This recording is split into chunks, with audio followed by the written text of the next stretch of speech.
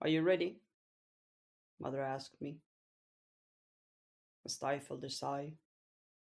I didn't want to attend the feast.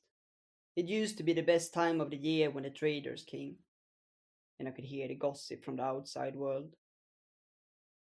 But ever since father and my brother died, mother had ordered me to take the role of the host. I knew it would be a long evening with nothing else than formal discussions.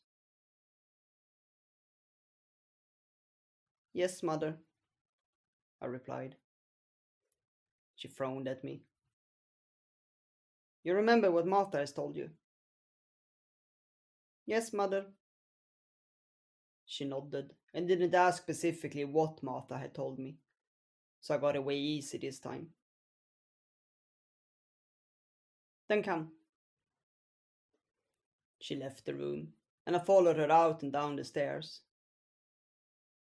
The whole fortress would attend, and I knew they would be singing and sharing tales.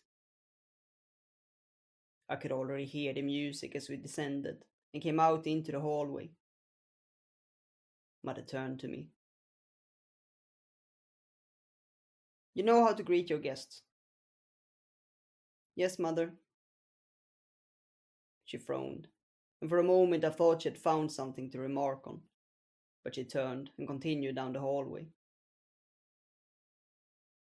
The dining hall was already crowded as we stepped inside, and I made my way to the honorary table, to the cheers of the people. If only I could be with them, sitting among the guests as I used to, but I knew that time had passed.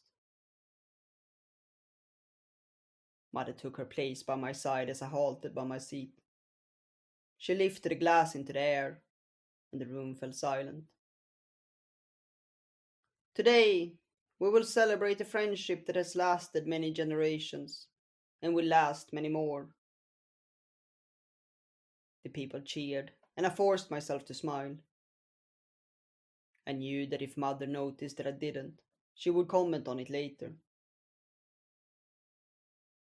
After that, all the events blended together. The servants came with trays of food, and my dining companion leaned over to chat, but I barely remembered what we spoke about. I glanced at our new guests who had arrived earlier. Mother had told me their names: Aislin, Sami, and Ero. I knew they would never have been allowed to come if it had been a dinner, but the feast was, by tradition, open to everyone, and Mother couldn't forego the custom. They sat huddled together, but I could see that both Sami and Aislin knew how to behave. They must have been at these kind of events before.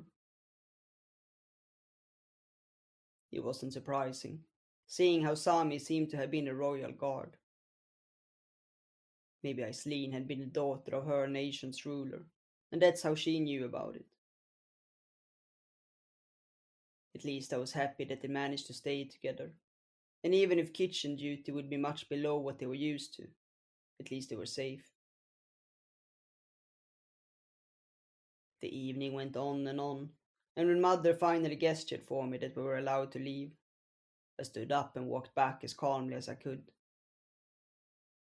It was only as I came back to my room, alone, that I slumped down on the bed, staring up at the ceiling.